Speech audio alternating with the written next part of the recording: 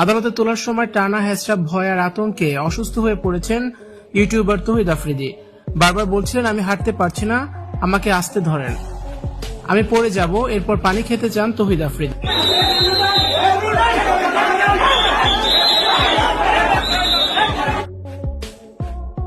পানি খেয়ে আবারও হাঁটতে শুরু করেন তৌহিদ আফ্রিদি। ভিউয়ার্স, পুরো ভিডিওটি দেখে অবশ্যই আপনার মতামতটি জানিয়ে দিন।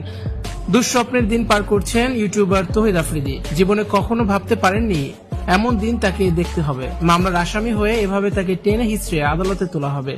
আফ্রিদির গ্রেপ্তার হওয়ার পর ব্যাপক আলোচনা হচ্ছে সোশ্যাল মিডিয়া জুড়ে। রাতে গ্রেপ্তার করেই তৌহিদ আফ্রিদিকে ঢাকা নিয়ে আসে সিআইডির বিশেষ টিম। এরপর সিআইডির হেফাজতে ছিল তৌহিদ আফ্রিদি।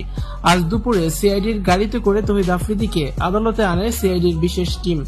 এ সময় দেখা যায় তৌহিদ আফ্রিদির মুখে আতঙ্ক, হতাশা, ভয়ে যেন মুখ শুকিয়ে গেছে তৌহিদ আফ্রিদির। এরপর পুলিশের হেফাজতে আদালতে তোলা হয় আফ্রিদিকে বুলেট প্রুফ ভেস্ট আর হেলমেট পরিয়ে দেওয়া হয়, কিন্তু পুলিশ আর সাংবাদিক